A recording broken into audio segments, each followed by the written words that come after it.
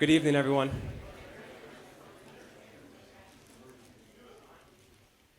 We're going to go ahead and get started. Good evening, and welcome to tonight's discussion, Marriage, the Church, and the Common Good.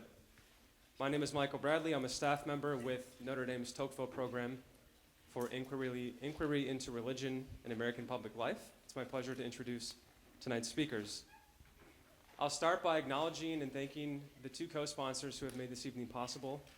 This is Notre Dame's Gender Relations Center under the leadership of Christine Karen Gebhardt and Notre Dame's Institute for Church Life under the leadership of Professor John Cavadini.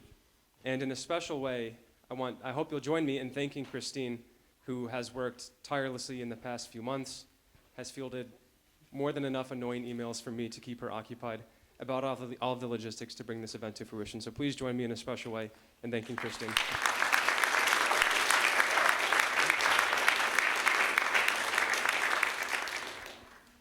This evening also would not be possible without the support of a few other groups who have helped out.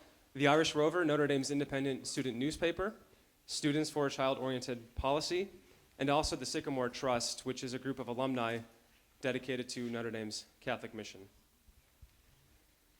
Our two speakers this evening are intellectuals, scholars, whose voices in what you could call the marriage debate have been informative, active, and clear. To my immediate right is Ron Belgau. Ron is the founder and co-editor of Spiritual Friendship, which is an online forum that discusses Christian friendship and how it relates to modern debates about sexuality. Ron is in the PhD program in philosophy at St. Louis University, and he'll be speaking this September, along with another famous Catholic man, at the World Meeting of Families in Philadelphia. The title of his remarks there will be Always Remember the Person, Homosexuality, in the Family. To Ron's right is Sharif Girgis. Sharif studied at Princeton University before going on to earn a degree in moral, political, and legal philosophy at the University of Oxford as a Rhodes Scholar. He's currently enrolled in Yale's Law School and is a PhD candidate in philosophy at Princeton. Ron and Sharif are each going to speak for about 50 minutes or so, and then we'll have plenty of time for Q&A. Following the discussion, the Gender Relations Center has generously sponsored a light reception just outside the doors, and Sharif will be available to sign copies of the book that he has co-authored with Ryan Anderson and Professor Robbie George, What is Marriage? That book will be available for purchase for $5, cash or check only, and again, that's right outside the door. So for now, I think that's everything. I hope I haven't forgotten anything. Please join me in welcoming Ron and Sharif.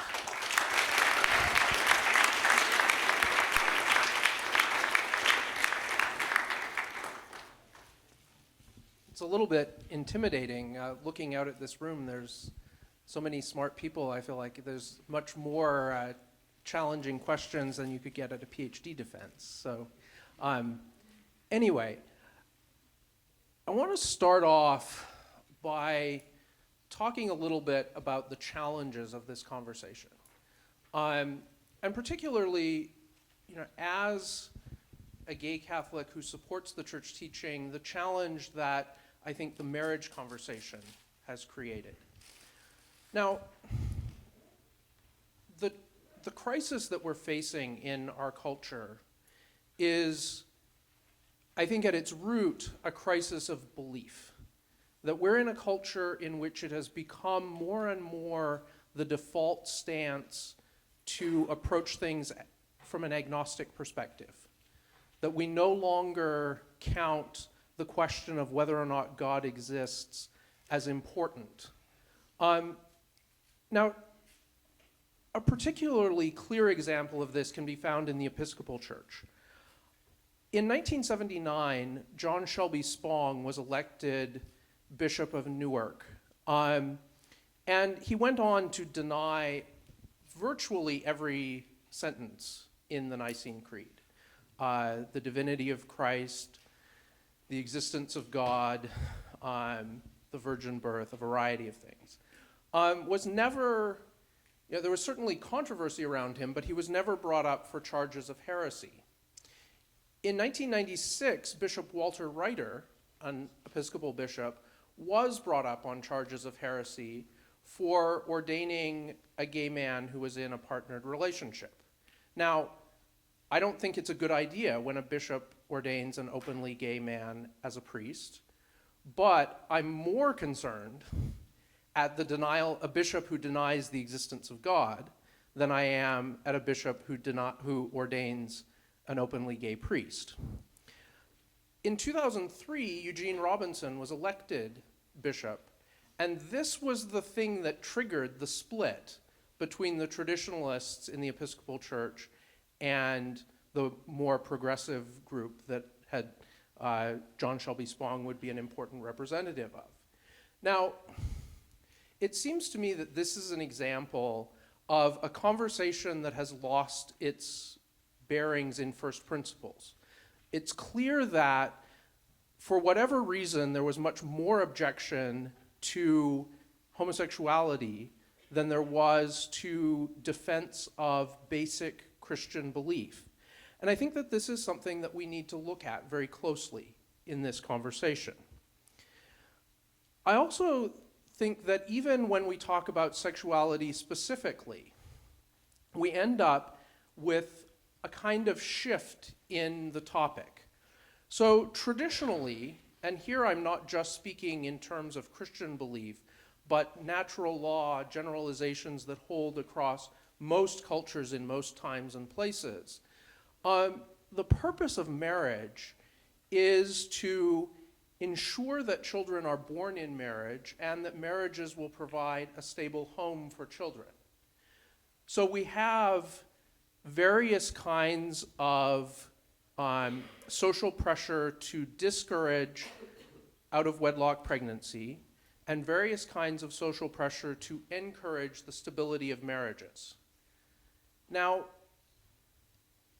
in the last few decades, when people talk about defense of marriage, less and less do they mean anything about discouraging out-of-wedlock pregnancy or encouraging the stability of existing marriages. Mostly what they mean is opposition to same-sex marriage. So there's been a shift from discussion where traditionally we would talk about sexual ethics in terms of marital versus non-marital. If you listen to the Apostle Paul in the vice lists, he'll talk about fornication, adultery, homosexual acts, a variety of non-marital acts that are treated, I wouldn't say that they're identical in moral weight, but that they're listed more or less in the same order, with the key distinction being marital versus non-marital. And now we've had this shift to homosexual versus heterosexual, with the result that there's more and more focus of, as we look at the family falling apart, various other problems in our culture, the focus of blame goes to the gay agenda, gay rights, same-sex marriage, all of this, without attention to the ways that these other issues have dramatically altered the family. And I think, here it gets delicate, because we've just had in Indiana the fight over the Religious Freedom Act that first passed and then got modified. There was the blow-up over Memories Pizza. I mean, this is a very recent, very raw, very unpleasant debate. But I think it's important also to recognize, as we fear the ways that government coercion will affect Christians, we should look at a few steps back in the sexual revolution and think about the ways that coercion have affected there. Now, if you own a business, you do not have the right to refuse to provide benefits to a second marriage. You have to recognize marriages as they are defined.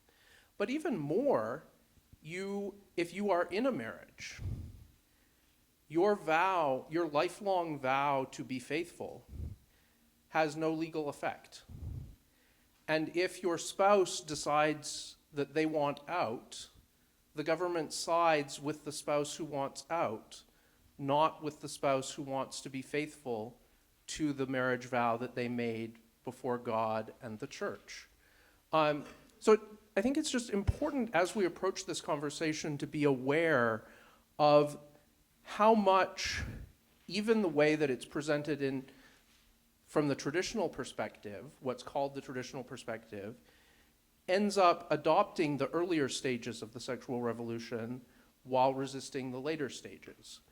And the way that shift then ends up putting excessive blame on the gay community and sort of increasing conflict with the gay community while looking the other way at a number of the changes that have occurred related to premarital sex and no-fault divorce, etc.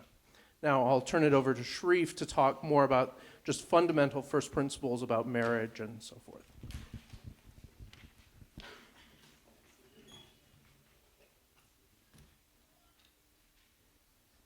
Did I succeed in turning this on? Okay. Well, thank you so much. First, I should say it's a great pleasure to be here. A big thanks to Michael and to Christine and to the sponsors for this event, and to Ron. So I think Ron is a very brave human being. Some people think, oh, it takes bravery to go to secular schools and talk about the defense of traditional marriage, which I do from time to time. But I think it takes much more bravery to do what Ron and several others on the Spiritual Friendship blog do, which is to say both that they have same-sex attractions, identify as gay or lesbian, and that they defend the church's teachings. That can have you taking fire from both sides, so to speak. And I think the work that they've done is an incredibly important ministry, which we'll both, in different ways, be talking about a bit later. And finally, I'm always very happy to come to Notre Dame. I'm married to a woman whose family, without any irony at all, just refers to Notre Dame as the Promised Land.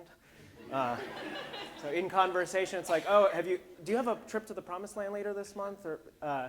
So she's very jealous that I'm here and she wasn't able to make it this time, and it's always a pleasure to be with you. I have to say up front that, as I just alluded to, I'm not used to speaking, as a rule, to audiences where two or more agree with me.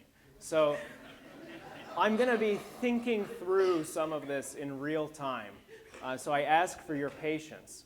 But the other thing to note is that I will be, for the most part, for my opening remarks, assuming the Catholic vision of sex and marriage and family life, but I don't assume that everyone here accepts it. And whether you do or not, I hope that you aren't discouraged at all from challenging me on any of the substantive points during Q&A. I'm happy to address any of them, either from a theological perspective or from a philosophical one, since I do think the Church's teaching on this can be defended by rational arguments. The summary of what I want to say to you tonight and what I want to leave you with is that what has gone wrong with our defense of these values so far is a lack of confident joy. A lack of confident joy. I think confidence and joy, in the best senses, are both born of love. And when they're on display in our defense of our ideals, whatever those ideals are, they have a very powerful, persuasive effect all on their own. And I saw this myself up close and personal in all the talks and debates and so on that I've done in secular and for the most part, very hostile climates. And this was really impressive to me. The first time I did a debate on same-sex marriage, I think it was my first year of law school, and I had to miss a class for it.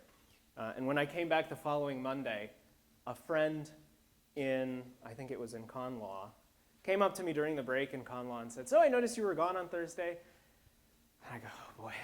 So I said, "Yes, I was gone." And she said, "Well, what for?" I said, "A debate."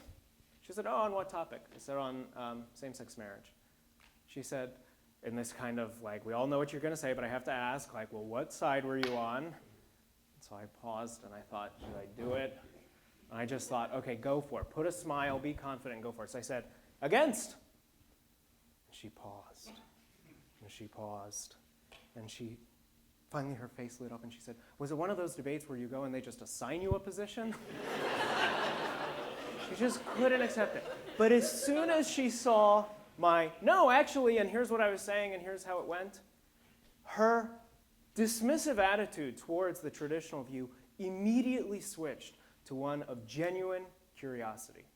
Because the expectation was that if I had this view, fire would come out of my nostrils, or I wouldn't be able to put a sentence together, or more importantly, that I'd be afraid of my own view. I'd kind of think deep down that it really was a matter of bigotry, and it went a long way just to have confident joy. And that runs through what we say and how we say it. And those are the two parts of what I want to talk about today. So one is the framing of the public debate and of our personal debates about these issues. And the other is on the substance, right? What does confident joy look like in terms of framing? Well, one thing it doesn't look like is defensiveness. If love is what gives us confident joy, we can say that love drives out all defensiveness, right? And so I'm going to say something about how to be on the offensive, but without being offensive, in these debates about sex and marriage. And then I'm going to say a little bit about how a confident joy is always focused on the goods your principles serve, and only secondarily on the things that they exclude. So I'll say something about the goods that are most central to these debates, the goods of marriage and family life and their contributions to the common good. And then, in the third part, something about the goods that most motivate people on the other side of these debates, and how the Christian vision, in a way that we really haven't made clear to people, does a better job of serving those goods if we really draw on all the resources of our own tradition. So those are the three parts: the framing, the goods of marriage themselves, and then the other goods at stake in this debate that we need to attend to and that have motivated the best of our opponents at their best moments. On the framing, I think things are going to change very quickly. Up until now, we've been in the position of defending the status quo, and that's always very hard, because to defend the status quo, to defend the traditional definition of marriage, this received thing for 10,000 years, it's in all these state laws, at least up until recently, you have to defend a whole wall, basically. And the other side just has to poke a hole in it. Well, why not this? Why not this tweak in that understanding of family and marriage? What difference would it make to include same-sex relationships? Tomorrow, the Supreme Court is going to hear oral arguments in the same-sex marriage cases, and most legal observers think that the court will end up with a 5-4 decision requiring all 50 states to redefine marriage. And a lot of people think that even if it doesn't, it might do something similar that will have the equivalent effect, so that within a couple of years, effectively, we'll have same-sex marriage across the land. If that's the case, I think we get help from current events in reframing the debate along the lines we should have been reframing it all along. We now get to focus the question in a more even-handed way. So the question has always been pressed on us. Why do we have this vision of marriage? Why this vision with these particular norms? And what goods do they serve? What good does that vision do? What harm would it do to slightly tweak it? But after the new status quo, the question would be, why that vision of marriage? And what goods and what pros and what cons does it have in terms of practical effects? The vision of marriage that would be enshrined, that would be required by His Serene Majesty Justice Kennedy in a decision in June, would basically be a vision of marriage as fundamentally a matter of degree and not kind. What do I mean by that? It's mainly a form of relationship distinguished by having the most of whatever makes any form of relationship valuable at all. Tense emotional union and sharing of experience. And its public purpose is basically, at the end of the day, there are lots of practical considerations, but the reigning argument at the end of the day has become social dignity, recognizing the equal dignity of every member of the community. Those are the personal and the public purposes of marriage on this new vision of marriage. And if they're the new status quo in a couple months or a couple years, the questions will become, why do they make sense? And I think once those are the central questions, the debate has been reframed in that more confident, from my perspective, tone, where we're not just on the defensive on our own view, the inadequacies of this vision will start to become clear. Think about the idea of deep emotional union as defining what makes marriage different from other forms of domestic partnership, for example, two brothers living together for the long haul. There's no reason that something of that description should require a permanent and exclusive commitment to get off the ground. What really makes it a marriage is a certain kind of deep emotional union, which might fade through no fault of anyone, which might be served for some people, given their temperament or taste, by being sexually open, as increasingly many couples have said.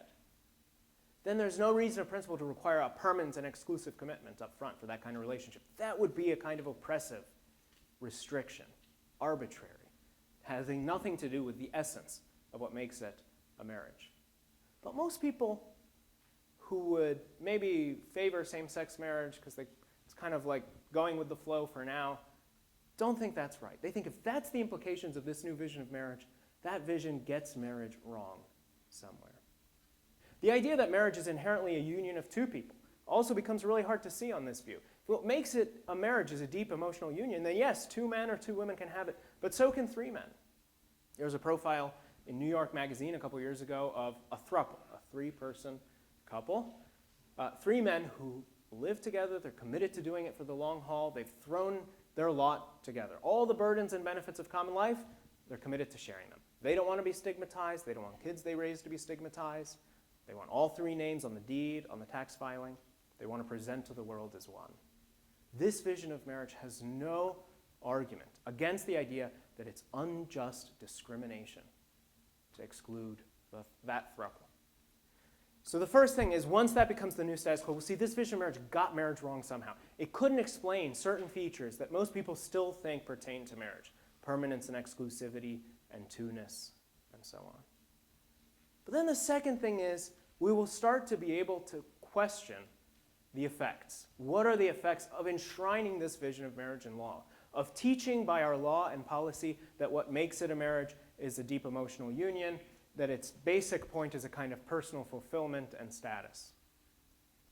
Will it be easier or harder in that new status quo to fight the scourge of fatherlessness?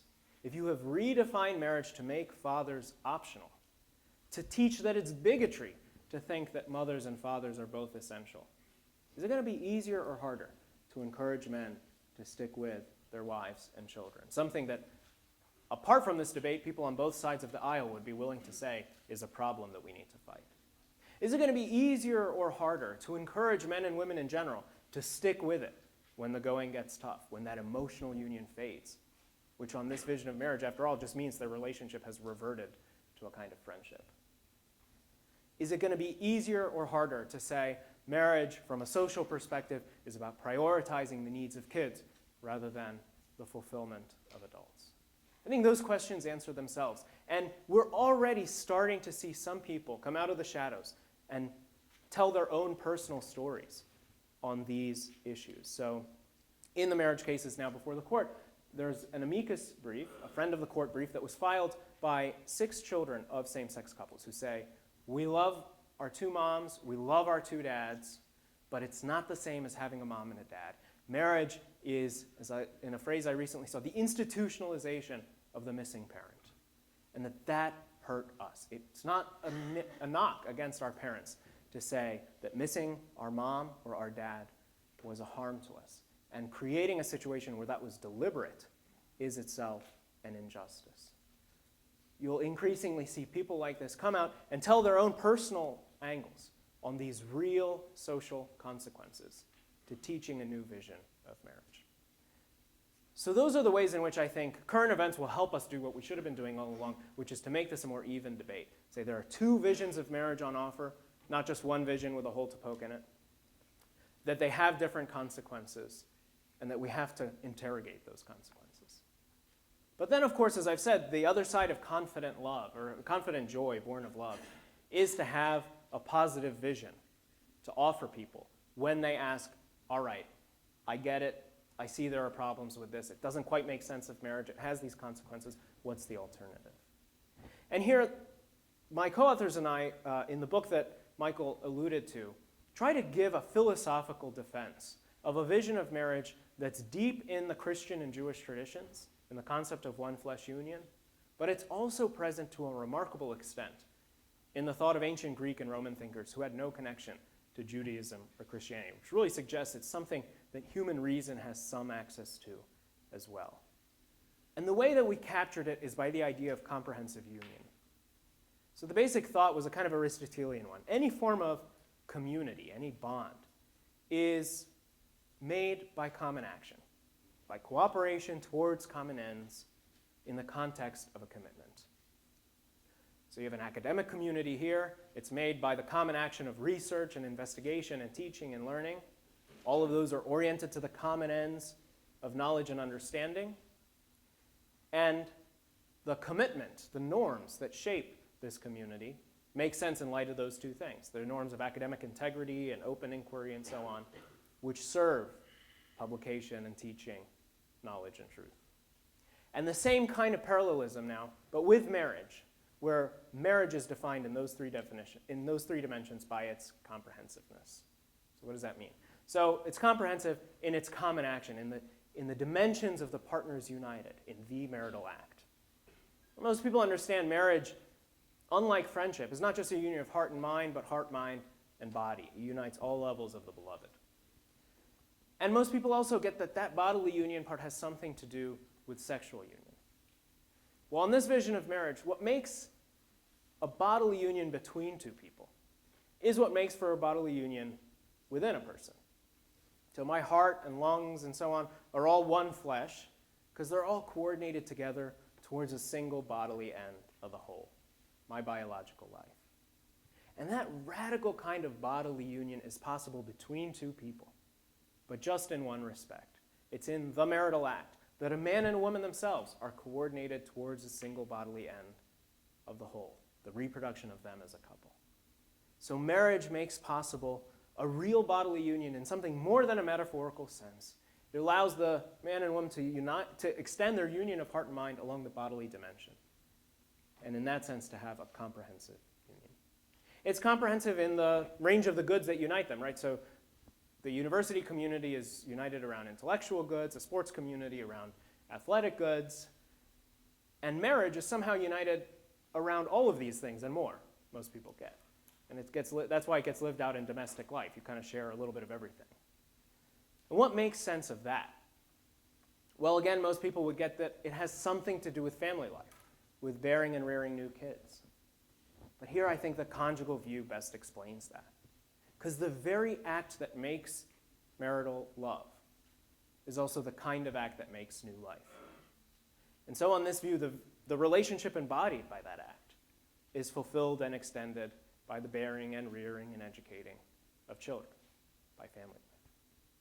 All right, so if it's comprehensive in those two senses, in the dimensions of the partners united, heart, mind, and body, and in the range of the goods that unite them, whole new human beings, new subjects of every good, and so intellectual and recreational and other goods, then it calls for a comprehensive commitment. And through time, comprehensive commitment means permanence. And at each time, it means exclusivity. So permanence, exclusivity, two-ness, a connection to sex and family life, and through that to the common good. Every one of the features that the new view of marriage can't really explain when you interrogate it. The conjugal view unites, it unifies in this one idea of comprehensive union. And that's why enshrining this vision of marriage can encourage the stabilizing norms of permanence and exclusivity, of the priority of kids' needs, of every kid's need for their own mom and dad. And wherever that vision prevails, where the laws teach it, where people internalize it, they will be more likely, rather than less, at least to that extent, to live out these norms that make special sense for comprehensive union, for the kind of union inherently oriented to family life. And that's why it makes a difference to enshrine this view in law. It undoes some of the effects of the revisionist view itself.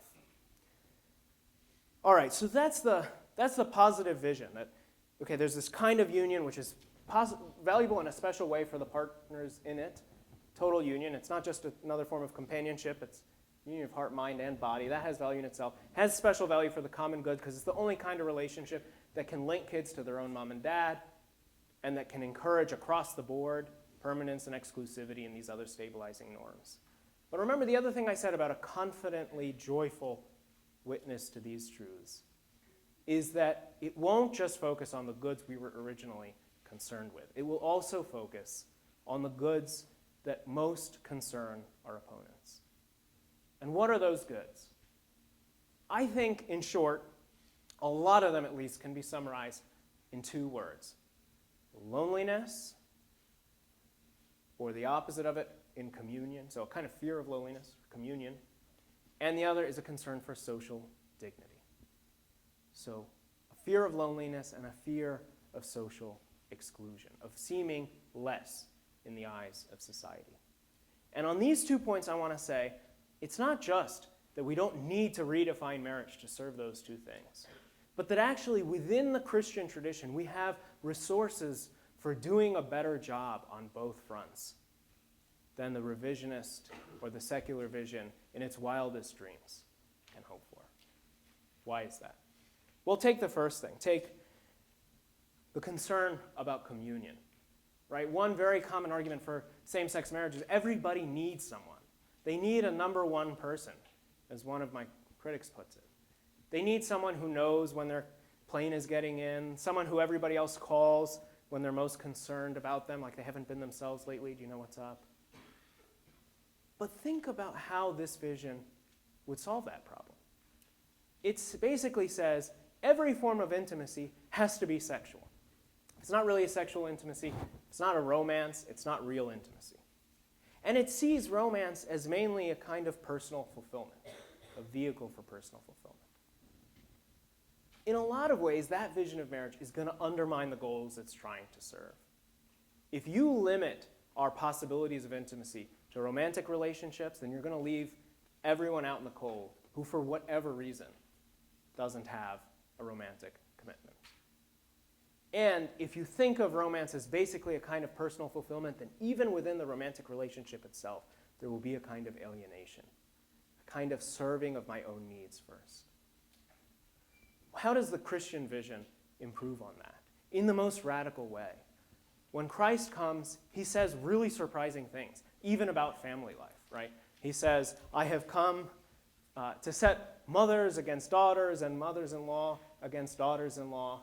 He says, who are my mother and my brothers, but he who does the will of my Father who is in heaven? And in the New Testament in general, we see this radical vision of a deeper kind of communion than anyone had really imagined or dreamt of before, rooted in Christ. Marriage makes 2 people, one flesh.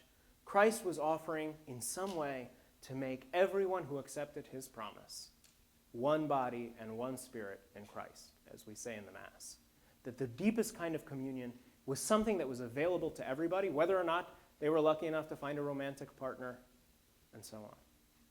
And that deep vision of communion is something that our theological tradition has developed in lots of rich and interesting ways. Spiritual Friendship, the name of Ron's co-authored blog, is a reference to a title of a treatise by Saint Aelred of Rievaulx, who thinks that actually, if you look deep in the Christian tradition, even in the Bible in general, David and Jonathan, if you look at the special connection between Christ and the beloved disciple, John, the one that everybody has to go through when they want to find out at the Last Supper who he was talking about, the one who rushes, who's first at the tomb, the only one who's there at the cross.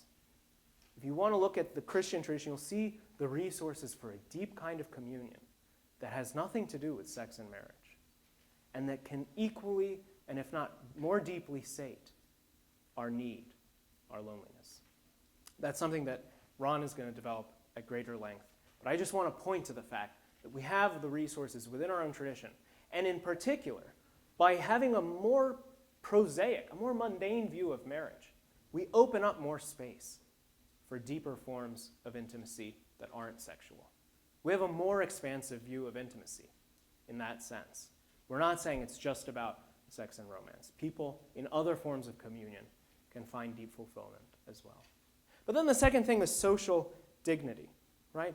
And if you look very carefully at the arguments for gay marriage and at the sort of arguments that the plaintiffs make when they are bringing their cases before the court, it's not just about the fear of loneliness. It's about the fear of being left out, of lacking the kind of dignity that comes with recognized responsibilities, right? If society isn't making demands on me in some way, if society doesn't see me as contributing to the common good or to someone else's good in a publicly recognized relationship, then I matter less. I'm a second-class citizen. But of course, here again, the revisionist solution isn't good enough to solve the problem motivating the revisionist. Even if you slightly expand your understanding of publicly recognized responsibilities to recognize same-sex relationships as well, you're still going to leave some relationships out. No matter how expansive your vision of marriage is, some people and some loving relationships will be left out. But then the second thing is, here again, the Christian vision has a much more radically pervasive solution. And this is most clearly spelled out in the Second Vatican Council and in the idea of personal vocation. Here the idea is that Christ makes a call to every one of us, which has much deeper significance even than the social responsibilities we have for this world. Right? That everyone has a particular mission of eternal consequence. There's a couple things to note about it. First, it's all-encompassing. So you're going to miss this fact if you just think of vocations in the kind of 4 terms that I was taught in middle school, which is priesthood, religious life, marriage, and what they euphemistically called single blessedness. Okay? Which basically sounds like priesthood, religious life, marriage, other. The Christian vision is much more radical than that. Those are broad categories, but within those, each one of us has a unique call, a unique mission that is completely irreplaceable. There is some work that Christ requires of you that no one else can do.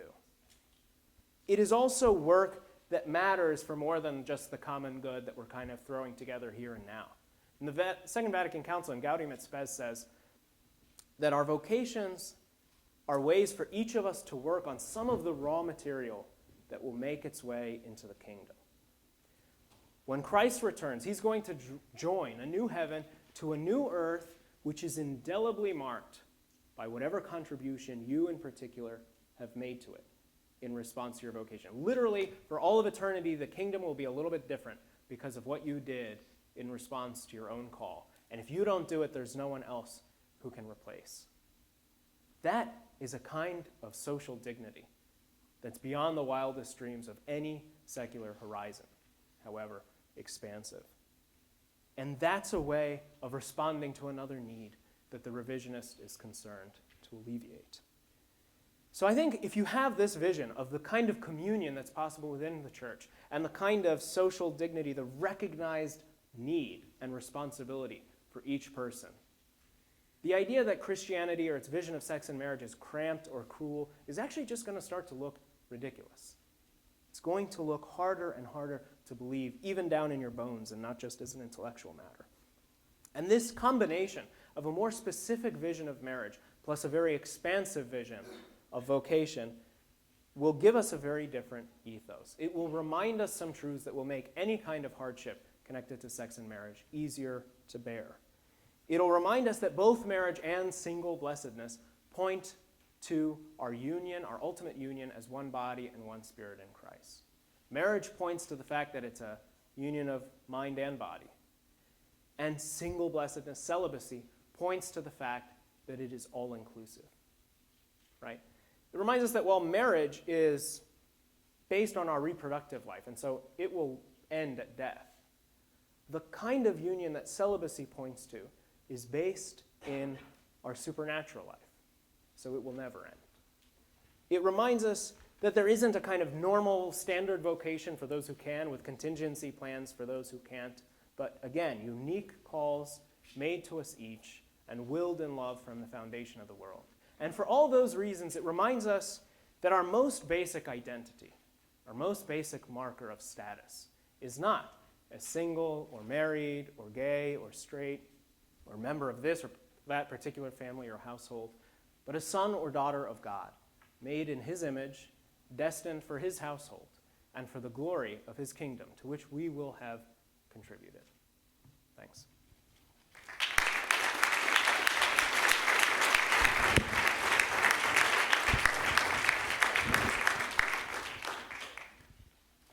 Feel sort of intimidated following that. I want to start by reflecting a little bit on the place of friendship in Scripture. And, Sharif alluded to David and Jonathan or Jesus and the beloved disciple. But I want to point to something a little bit deeper than that. So, those who are closest to God in the Bible are not described in marital imagery. So we do get marital imagery for God's union with his people Israel. We do get marital imagery with Christ's union with the church. But when speaking about individuals who are particularly close to God, we hear that Abraham was a friend of God, that God spoke to Moses face to face as a man speaks to a friend. At the Last Supper, Jesus says to the disciples, "I no longer call you servants, I call you friends." And I think it's really fascinating to look at the dynamics of the conversation in the Last Supper. As Sharif alluded to, at the beginning of the conversation, Jesus says someone will betray him, and so Peter kind of isn't sure that he can ask Jesus directly. So he pokes John and says, "You ask it." So John asks. But then a couple of chapters later, we get to Jesus saying, "I no longer call you servants, I call you friends, because a servant does not know what his master is doing." And so here you see Peter's concern was he doesn't know what Jesus is saying, so he goes and asks the guy that he recognizes as Jesus' friend. But in a way, when Jesus says to all the disciples, "I no longer call you servants, I call you friends," there's an invitation of now, be confident, I will share anything with you. And then we move forward and we get at the end of that conversation, Jesus' prayer for the unity of the disciples and of those who come after.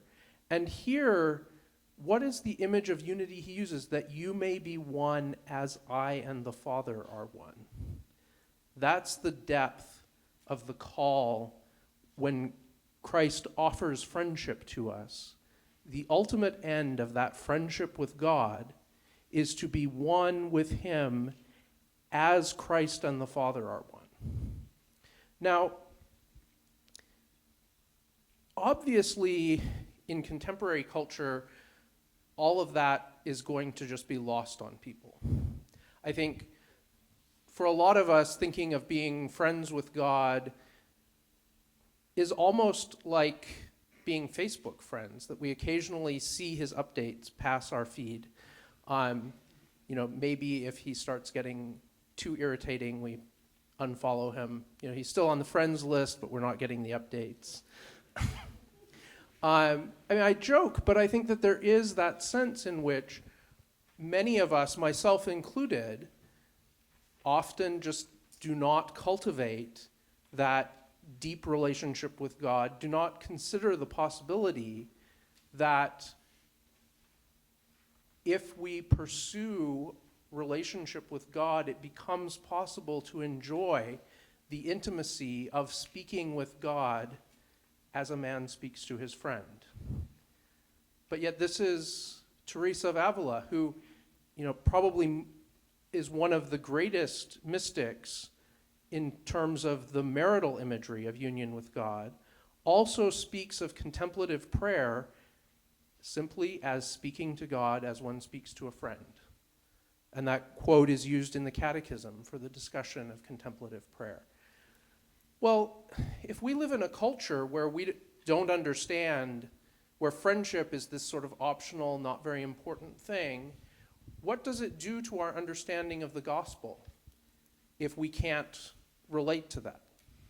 Now, another interesting point, a lot of times I think we look at David and Jonathan primarily in terms of, if we talk about them at all, we talk about the emotional intensity of the relationship. But we miss the fact that what's described there is a covenant. That Jonathan makes a covenant with David. A covenant that's binding not just between David and Jonathan, but between all of their descendants. Now, if we can't understand the notion of people forming a relationship that is that binding, we don't understand the bindingness of God's covenant with us. Because it is, after all, from the ancient practice of swearing covenants to each other and keeping those covenants that we derive the word that the scriptures use for the covenant with Abraham, the covenant with Moses, and the new and eternal covenant in Christ. So I think it's really important to understand what has been lost in our ability to go to the scripture and see what's there if we live in a culture that ignores friendship. Now, I grew up in Washington State, and from where I am, Mount Baker is about 100 miles away. It's a huge volcano, visible on a clear day. And so I've grown up my whole life seeing Mount Baker off in the distance on those days when it's clear, which in Washington is not every day. Recently, I was invited to speak at Trinity Western University, which is in the outskirts of Vancouver, British Columbia. So I was up there, and I was looking around and saw this enormous mountain that I didn't recognize. So Vancouver is much closer to Mount Baker than I am, but I was looking at the opposite side of the mountain. And from the other side of the mountain, you don't recognize it. It's a very different shape, very beautiful, but a very different shape. And it occurred to me that this is an image of what happens when we only look at God's love through one image. Now, I think it's a great thing that in recent decades we've paid more attention to the marital image of God's love, and we've drawn out some of the implications of that. I don't have anything negative to say about any amount of attention that is given to understanding marriage as a route to God, as an image of God's love, and I think in our current culture it's really necessary that we recover that image. I think our culture's attitude towards marriage severely distorts our ability to grasp that image. But there's a whole other set of images for understanding God, which I hope I've convinced you are really important images. That if you don't understand them, you don't understand what Abraham or Moses or the disciples had with God. And I'm not a theologian, but I think if you don't understand Abraham, Moses, or the disciples' relationship with God, you have somewhat of a disadvantage at understanding God's plan for the human race. I think those are important characters in the understanding, but that's just a philosopher's opinion. So now I want to talk a little bit about how we can have a more productive conversation. Now, part of it, I think, involves what both Sharif and I have talked about in terms of recovery of a true understanding of friendship and of marriage. And that's something, I think there's a lot that's been written on that. If you want to go find theological or philosophical discussions of that, you can find it. But how do we go about the everyday cultural dialogue? Because for those of you who have been under a rock, it's not going well. There's a lot of conflict. We're not being very successful as Christians at convincing the surrounding culture, and there's a lot of escalating conflict there. Well, the first thing I think we need to be aware of is just some of the dynamics of our culture. So I spoke a moment ago about God speaking to Moses face to face as a man speaks with his friend. One of the problems in our culture is that we less and less speak to each other face to face.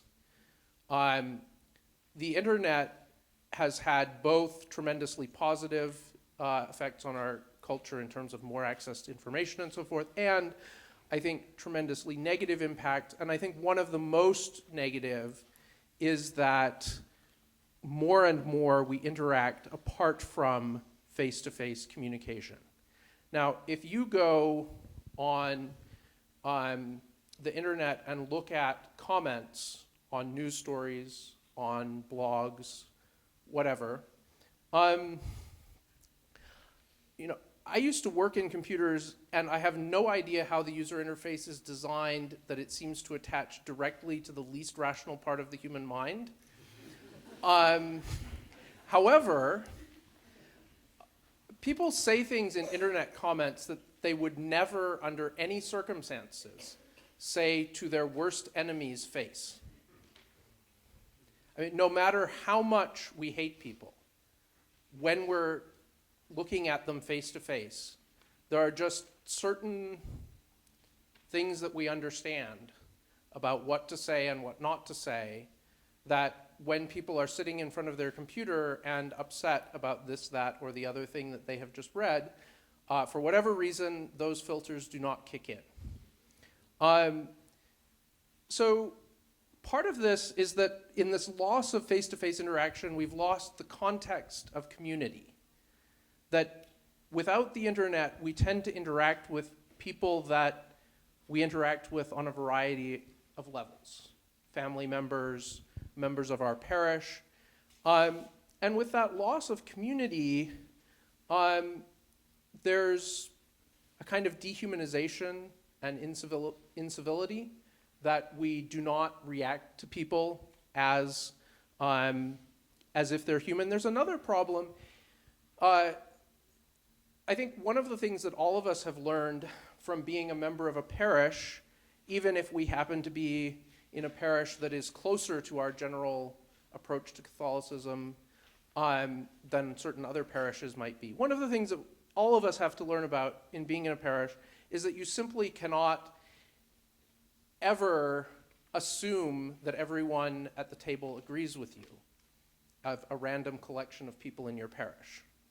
But on the internet, you can get these echo chambers where you find other like-minded people who agree with you, and all of you get together and talk about how awful the people that you don't like are. Now, this could be extremely conservative people who are upset about the decline in morals in society. This could be very liberal people who think that the Catholic Church is the source of all evil.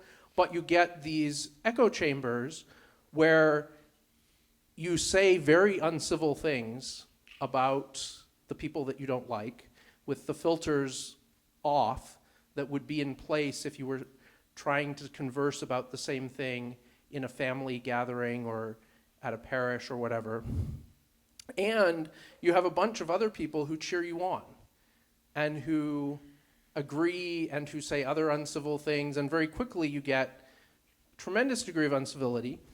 And then what happens is somebody from the other side cruises in and sees all this awfulness and then links to this from one of their echo chambers and says, look at how awful the people over here are. And so within our echo chambers, we're most likely to see the worst examples of stuff from the other side that will be specially curated for us to push all of the most Neanderthal buttons deep in our psyche. So this, how do we break out of this sort of growing division in our society? I mean, obviously, part of it is that we need to speak face-to-face with people we disagree with. I mean, this is something both Sharif and I have done, both sort of in quiet, private conversations away from the glow of public debates, but also both of us have done public presentations with people we disagree with to try to get at what are the real issues here in a more respectful way. And it's really important to talk with people we disagree with rather than just talk about them. And again, I think a really important framework for this is friendship. is being able to get to know people we disagree with, not just as sort of representatives of an ideology that we can't stand, but as human beings and understanding what is it that they want, knowing them personally, and having genuine concern for their welfare.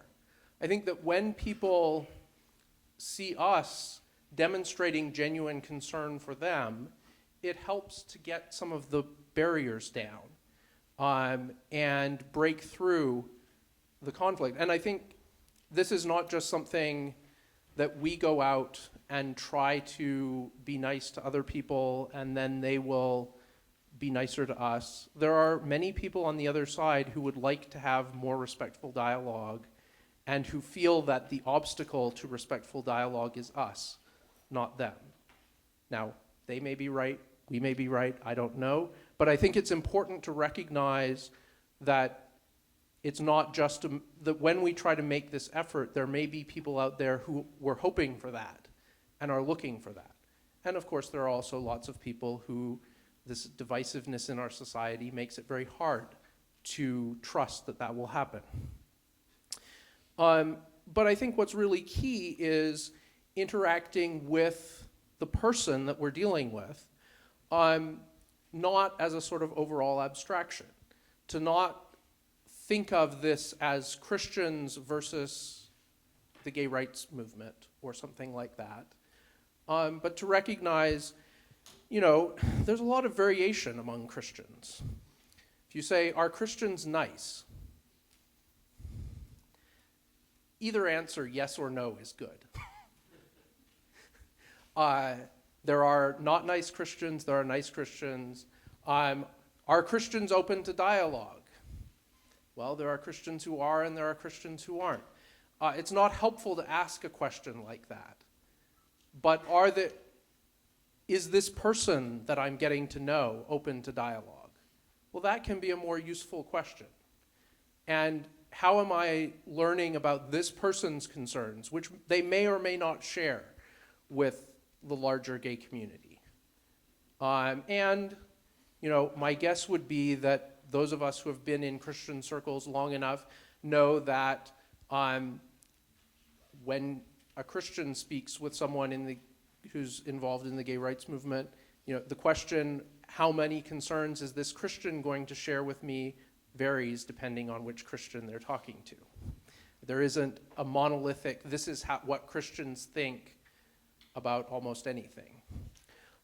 Finally, now if I were speaking to a secular audience, I would try to address obviously more like how do I think a secular audience could be more respectful towards Christians and address some of those concerns. But since I assume that this audience is largely Christian, I want to speak more from a Christian perspective. Now, one of the defining conflicts of the New Testament is Jesus and the Pharisees.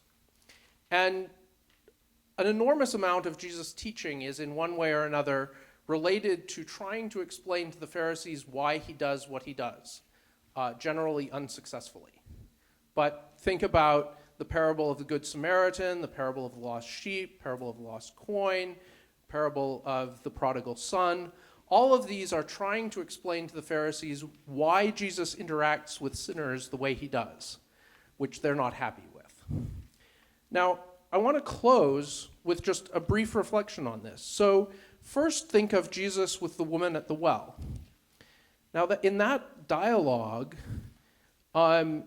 obviously, an important aspect of her situation is that she's involved in sexual sin. She's had 5 husbands, and the man that she's living with now is not her husband. But in the course of the discussion, that isn't the thing that Jesus highlights. The important question is, who is he? To get the conversation to the point of her acknowledging him as the Messiah, the one who is coming. And once she recognizes that, the immediate application is not, so leave the man that you're with. she goes back into the village and says, hey, come out and see this man that I just met. Now, I don't want to downplay the significance of sexual sin and pretend that it just doesn't matter. But notice that the really critical thing here is both for her to encounter Christ and encounter his love, and then for her not to go back and talk about, look at how wonderful I am now that I've met Christ, but just to say, come and see this man who told me everything I've ever done, which in a small village, they were probably like, wow, that was a lot for him to tell you. Again, with the woman taken in adultery. Now, the Pharisees bring this woman to Jesus and say, this woman was caught in the very act of adultery. So the first thing to notice here is that they caught two people. You don't catch just a woman in the very act of adultery. But they don't bring the guy, they just bring the woman. Now, the Mosaic law does not make a special exception for men to commit adultery. But they just bring the woman. And I think, it's important to see, on the one hand, the Pharisees try to present themselves as these defenders of the law, but they're being very selective and about how they present it. And this is, a common thing, that it's easier to focus on the sins of certain people than certain others. And I think women have always been kind of on the losing end of that, unfortunately. But again, Jesus' response to her is not to condemn her. He says, go and sin no more. But here's the fascinating thing. If she is trying to learn from Christ what it means to go and sin no more, she's going to discover that he actually demands more than the Pharisees demand. So he tells her, he forgives her, but his understanding of what fidelity means has a much higher standard. On a divorce, the Mosaic law allows divorce, and he has a much deeper, he says, what God has joined together, let not man put asunder. The Mosaic law focuses on adultery, but in the Sermon on the Mount, he talks about adultery in the heart. And so this is the very curious thing that we're called to do in presenting the gospel. To, on the one hand, respond with extravagant love to people who struggle with sin. That is, to every person in this room. Not we respond with extravagant love to all those sinners out there, but this is what the gospel means for all of us. But we also don't water down the demands. We don't just say, oh, you're okay, I'm okay, we're all okay, no need to worry about this. And I think the one thing I would close with that I think is particularly relevant to this conversation is Jesus' words to the Pharisees about that they bind on heavy burdens but don't lift a finger to help.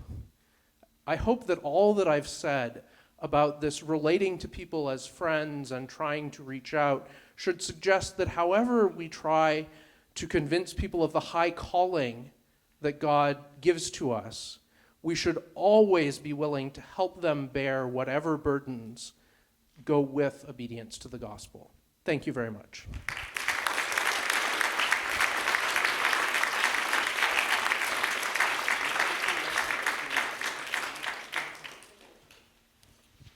So we've got about half an hour for questions here. If you do have a question, I ask that we'll call on you, stand up, introduce yourself, and please keep your question brief. It's a Q&A, not a comment and answer session. And if you'd like, please address your question to one of our speakers directly.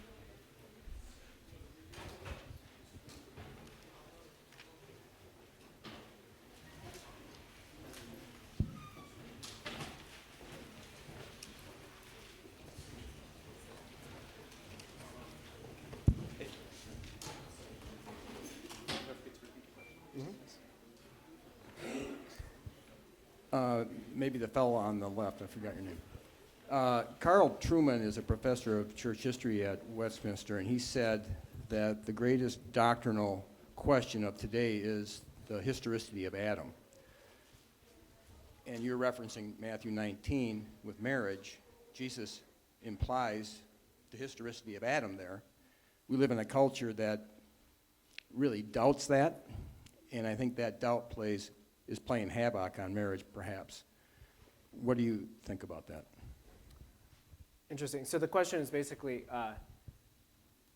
both of us have made some kind of reference either to Genesis 2 or to Matthew, where Christ refers to Genesis 2 and the idea that the conjugal vision of marriage is captured in one flesh union, which obviously refers to the Adam and Eve story. And why? So isn't some of the skepticism about marriage and this vision of marriage rooted in a skepticism about the historicity of Adam, whether there really was a first set of parents, an Adam and an Eve, and so on?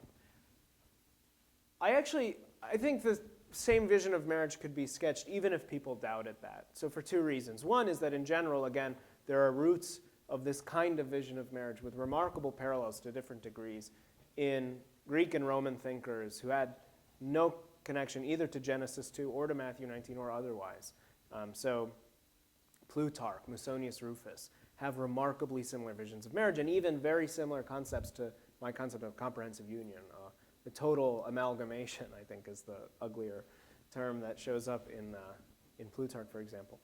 So that's one thing. And then the second thing is, I think even if you saw the Adam and Eve story as just an archetype, it's kind of, you're seeing the most basic symbols of the two basic forms that humanity takes and the ways that they unite around a common good that has connections to the public good. I think that would be enough to see both why this is a different kind of relationship in its value and why it has a special kind of connection to the common good. Yeah, I mean, I would agree with all of that. I think there's sort of two questions. One is historicity in a really rigid sense of that this should be read as being like a chronicle of the Civil War, except dating back many centuries further. And I think just the nature of ancient texts is that the kind of separation between myth, like stories that are passed down and have some root in. So for example, the story of the fall of Troy. So I don't think that we think that the Iliad is historically true in every respect, that there really was a Greek pantheon that manipulated this whole thing, but there's still absolutely historical basis behind the story. Now, with the story of Adam and Eve, I think there's the question that you have to ask here is there a real fall? And I think from the theological perspective, is our imperfection explained just by the fact, as the sort of evolutionary story would have it, that we're as yet not fully improved monkeys? Or is our imperfection that somehow, whatever the story about our descent is, that at some point God intervened in a decisive way and called our ancestors in some way to a unique obedience, and then they rebelled, and our fallen nature is due to that rebellion?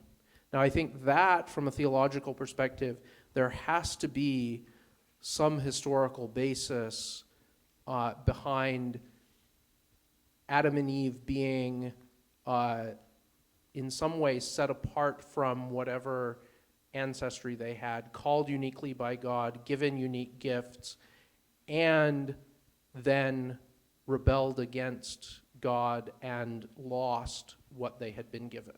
I think that is theologically really necessary.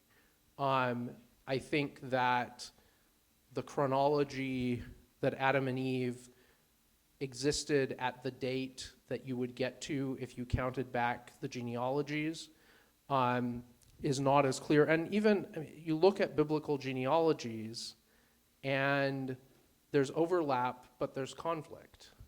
Like the genealogy that traces the ancestry of Jesus in Luke is different from the genealogy that traces the ancestry of Jesus in Matthew. And I think that if you try to insist on too high a level of the kind of accuracy that, say, 19th century and more recent historians would demand, you get problems.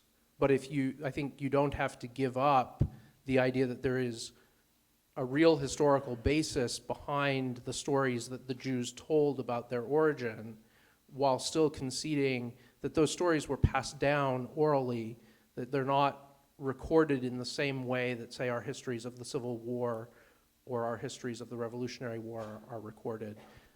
Anyway, I think that answers the question, hopefully.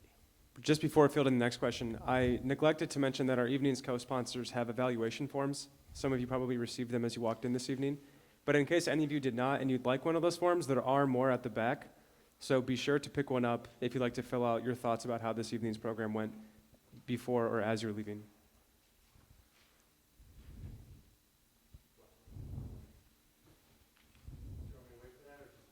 Just if you yell, we'll repeat the question. I'm Tom Valentian, a Notre Dame alumnus, and I appreciate you both being here.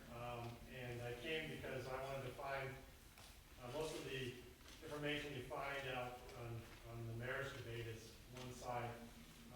If it were not for Brian Anderson, your colleague, Sharif. So I wanted to find out what your opinion was of the marriage debate, as well as get some further information. But I have two questions that maybe you can comment on. The first is, 36 years old, always been a lifelong Catholic, been to Mass, never heard a priest actually talk about marriage at Mass, and nor gay marriage, for that matter. So is there a reason for that? And second, in the one of the cases before the Court of Appeals, before they reached the Supreme Court on gay marriage, Judge Posner, who is traditionally a very conservative justice, ruled in favor of the gay marriage debate. And his reason, well, at least in his questioning of the Solicitor General, was that what do you do with the children in these gay couples, that you have no, how can you say you're against gay marriage and also say you're for the children? So what do you say about that as well? Okay, so the questions were, first, why do priests never preach about either marriage or same-sex marriage?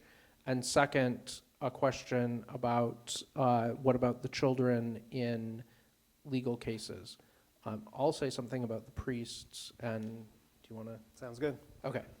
I think that one of the issues, so in the Catholic Church and evangelical churches, there's been kind of a very different way of approaching the pressure that the sexual revolution places on the church. In the Catholic Church, the response to the pressure of the sexual revolution on contraception and so forth has been, let's don't talk about that, and we'll just, everybody, people can dissent as long as they don't make vocal their dissent. There won't be any consequences. Priests will not preach uncomfortable homilies, and the people will not raise too many uncomfortable questions. So there's been kind of, this is an overgeneralization, but I think it's generally true that there was a truce between where the Catholic Church in this country stopped talking about sexual ethics for the most part, and Catholics stopped yelling at the leaders over sexual ethics, and we, until recently, when the legal pressure got to the point that you couldn't continue with a no comment policy, that was kind of the way things were handled for quite a long time. It's an overgeneralization, but I think it's a true generalization. I'll briefly comment that on the Protestant side, it was rather different of, contraception was strongly accepted in most Protestant churches, that they said this is okay. No-fault divorce was not as clearly accepted, but still kind of accommodated in a way that the Catholic Church, the annulment process is, again, it's an attempt. There's the theology of annulments, there's the way that it actually plays out in this culture. We have in the United States an enormous percentage of the worldwide annulments and a tiny percentage of the worldwide Catholic population. So I think there's sort of an accommodation of divorce with an annulment, but it's you'll get drug out for a very long time if you try to do that. So I think it's we have the pressure of the sexual revolution on Christians in this culture, and then the pressure to try to find some accommodation, which in the Catholic case, I think, has tended to be a we won't talk about it if you won't complain about it approach. And so the second question was, what about the children of gay couples? Why isn't that an argument for the recognition of same-sex relationships as marriages? So first, try to think about how the argument is supposed to work. There are households led by a same-sex couple where there are kids being raised. Therefore, we need to give them a marriage license. In the background, I think, is what I call the kind of magic label theory of marriage, which is just that this is a label where wherever you apply it, it's going to immediately have positive effects on that household. I don't think that's how it works. I think historically, and if you look at certain other big changes in marriage law, like no-fault divorce and so on, it's a little bit different. Marriage law mainly works by upholding a vision. And that vision encourages certain expectations and norms. If the vision is one that says basically the default is permanence and you have to work really hard to get out of a marriage, then people are going to think when they're getting into it, I'm getting into a permanent commitment. And when they're in it, they're going to be less likely to keep their eye on the exit. If you have no-fault divorce, both of those things change. Similarly, in this case, if you expand marriage law to include same-sex relationships, again, it's not so much about this household getting a marriage license. It's about the vision of marriage you promote. You're saying marriage is mainly about a deep kind of emotional union, the kind of thing that two men as well as a man and a woman can have. And that vision actually, to some extent, undermines stability across the board. The very thing it was trying to promote, it would harm. The second thing to note is that no matter what your marriage policy is going to be, there will be households led by adults who are not in a marriage, but who are raising kids. No matter what it is. I mean, if tomorrow or at the end of June, Justice Kennedy requires same-sex marriage across the board, there will still be tens of thousands of households led by adults who aren't eligible to be in a marital relationship, whether it's because there are 3 of them or because it's a single-parent home or whatever else. And then there's just going to be a separate question about what accommodations do we need to make wherever children are being raised. But whatever those are, if it's a tax break for education purposes or whatever, it's going to need to be made wherever children are being raised. It shouldn't depend on whether there's a romantic relationship at the head of the household or one person or 2 or otherwise. So there are some practical needs that are separable from marriage policy. But as for the marriage policy question itself, the main way marriage serves the needs of kids is by encouraging a vision of marriage that either helps them to be raised by their own mom and dad in a committed bond or hurts their chances at that. That either encourages both maternal and paternal influences or discourages that, encourages permanence or discourages it. And the whole argument here was that the revisionist view discourages those things that we know make a difference: stability and kinship and complementarity.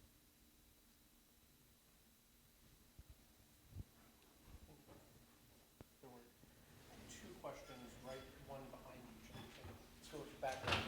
No, you were the second one back. Yes, right. So go there.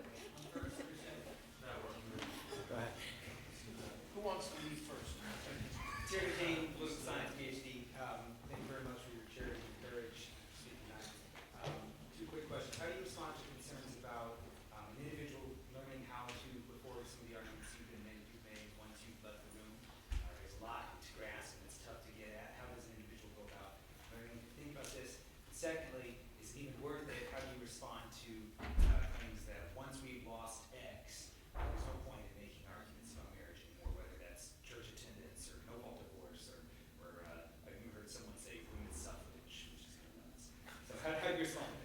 Okay, so there were two questions.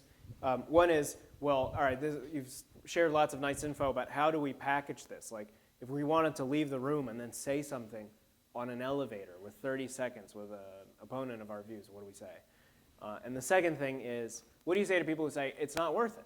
Because as soon as we've lost X, the sky has fallen. And for some people, X is the pill, and for some people, X is no-fault divorce, and apparently for some, it's women's suffrage.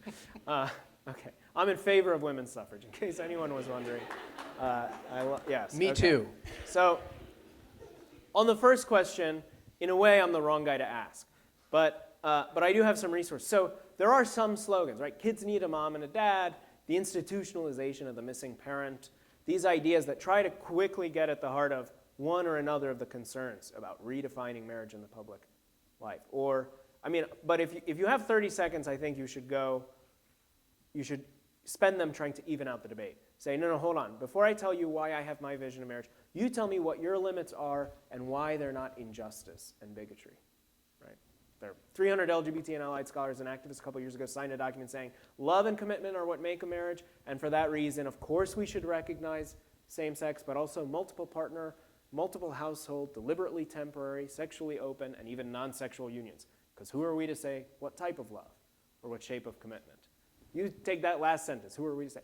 And ask them what their limits are and why they're justified. You'll get them thinking of the kinds of public purposes that marriage law serves, which will open them up to saying, well, you just think we should use other policies to serve general household needs and use our marriage policy to encourage the norm of stabilizing commitment of your own mom and dad wherever possible, which is something that the more specific our marriage policy is, the better it serves. And if you want indirect evidence that it has to be served at all, you look at almost every culture that has lived long enough to leave us a trace of itself, has thought it really needed to regulate the sexual relationships of men and women to make sure that happened wherever possible. On the point about, well, isn't it all for naught because of the pill or the no-fault divorce or whatever else? But the short answer is we can walk and chew gum at the same time. So this is an important debate. In one way, I can grant, in fact I do grant, that things like no-fault divorce are a bigger deal in terms of concrete effects. But the reason the same-sex marriage debate can't just be left by the wayside is that it makes it harder or easier to have those other conversations. If we lock into law the idea that marriage is mainly about a certain kind of emotional companionship, that it's bigotry to think moms and dads are both necessary, we're going to make it much harder to say we need to fight no-fault divorce because fatherlessness is a problem, or because people need to stick with it even when the feeling's gone. So that's one thing. So both are important. The other thing is, there are no permanent victories or defeats in social life. And it's just really short-sighted to think so. It's this kind of post-Christian vision of history as led by these blind impersonal forces in place of providence towards some kind of secular utopia instead of the kingdom. And it makes no sense. And it was said before. Marxism, I'm told, I wasn't around, in the 70s was supposed to be like the next thing. And it was on the march, and there was no stopping it, and every elite and every academic department and so on was full of Marxists. And if you were smart, you were Marxist, and if you weren't, you just needed to evolve. The same thing was said about abortion after Roe. If the debate is over, if you're against this, it's only because you're dying or you have a collar around your neck. Apologies. But the young are all with us, and the non-religious are all with us, and today it's the opposite. Why? Because people didn't give up on the idea that social change is possible. They did the very hard work and took the long view and invested the spiritual and moral and legal and social and intellectual capital. And now your and my generation is more pro-life than our parents, and the trend lines are looking good and even better for our own children. So I just don't believe in this idea that there's, now there is something to say, which is that, look, the prospects can look bleak, and there isn't some 50-year plan. On the Christian side, the basic unit of planning is not a 50-year manifesto, it's a personal vocation. So it's always a question of discernment exactly what role you have or I have to play. But once we figured out what that is, it's not ours to piece it together and to see a path from there to concrete victories. It's just our role to do it. So first of all, how do you learn how to do this? You do it, and people argue with you, and people tell you that you're stupid, and you think about why they told you that you're stupid, and you try to come up with better arguments, and it goes on and you learn. And that's basically, I started out writing little short things on internet discussion boards more than 15 years ago. At the time that I started, there was no Google, and so you could safely write things on boards that were publicly visible, and only if someone knew the URL would they find you, and then the world changed. And so, what happened was simply I started a little discussing this in very, out of the way, unimportant conversations, and gradually, kept that discussion going and kept getting invited to larger and larger forums, and eventually got to be one of the go-to people. And that is a process that is nearing 20 years now. So, you just kind of, if it's something that you think is important, you talk about it and work on articulating your ideas, and the process of dialogue and debate and getting to know people just deepens your understanding, and eventually, if this is your calling, if this is something that's important enough to you, it will emerge through all of the contingencies of history. In terms of why keep arguing, first of all,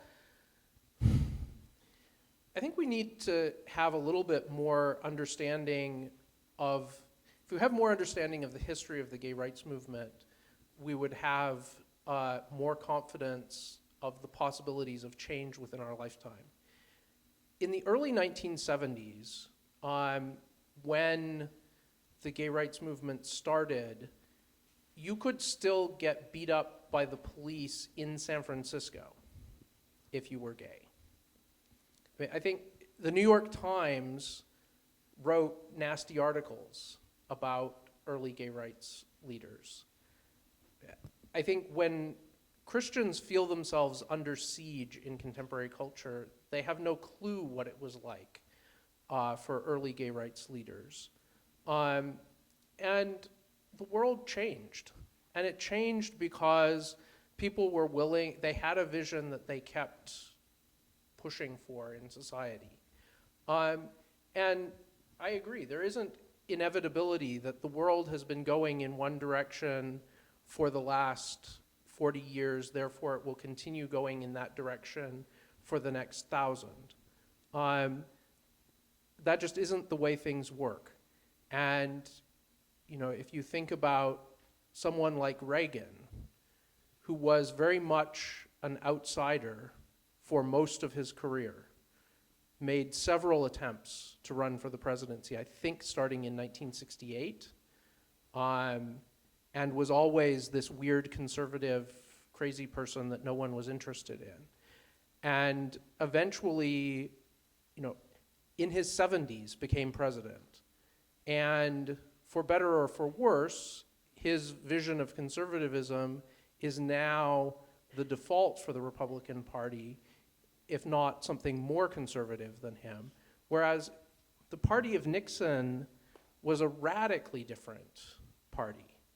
So I just think, whatever perspective you're coming from, there are examples of radical cultural shifts that come about because of people who keep doggedly saying what they believe is true and keep, through defeat after defeat after defeat, and then ultimately prevail.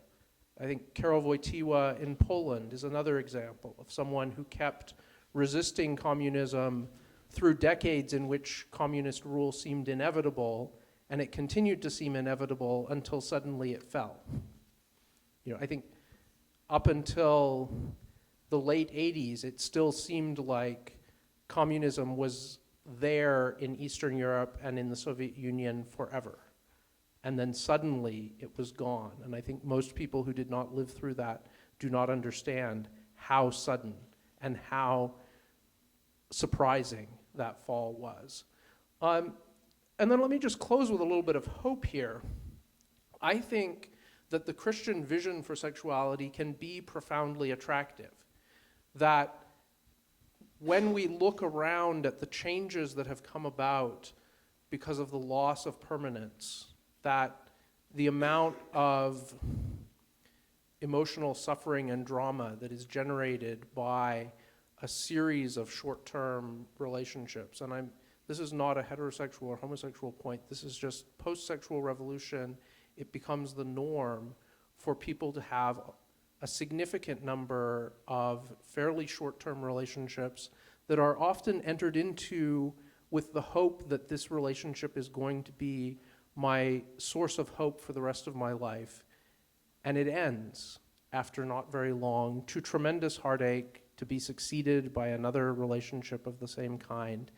And I think that although the Christian vision is challenging, and although the Christian vision tells us you can't just follow your desires in the way that post-pill, the broader secular culture says that you can, that there are really important goods that are preserved by the Christian vision of sexuality that are lost in the sexual revolution vision, and that both really deep friendships that are meaningful and that last, and marriages that are meaningful and that last, are protected by the, apparently very rigid structure of Christian sexual ethics, but that rigid structure actually creates the strength that's needed for long-term flourishing and happiness. And I think that that's something that if people see our commitment to those goals and our pursuit of them, that can be a very powerful witness that suggests that it's not the sexual revolution side that has all of the answers for flourishing. And I think that there is reason to think that this is a vision that genuinely could be attractive to the society around us, rather than just being a cruel imposition. And this will be our very last question, and we'll have some brief responses, then we'll convene. Thank you very much. I liked what you said about, the Christian vision. I don't really hear that theme a lot, but it seems to me that what people like Carl Wojtyla did is they unify the Christian vision, and it seems that throughout history, the Christian vision, whenever it succeeds, is all centered around the divine and divine nature. Because when we try to get too much into the worldly aspect, communal life can become very animalistic. It doesn't necessarily have to be ordered. I think marital imagery as well can be, very, locked in sort of carnal chambers. And just real quick to go off the whole Adam, the historical accuracy of Adam, something I think that might be missed is human destiny within the context of Adam and Eve, because he created woman from Adam's side, and we are created divine through Christ's side. And so that sort of evolution, I think, is missed.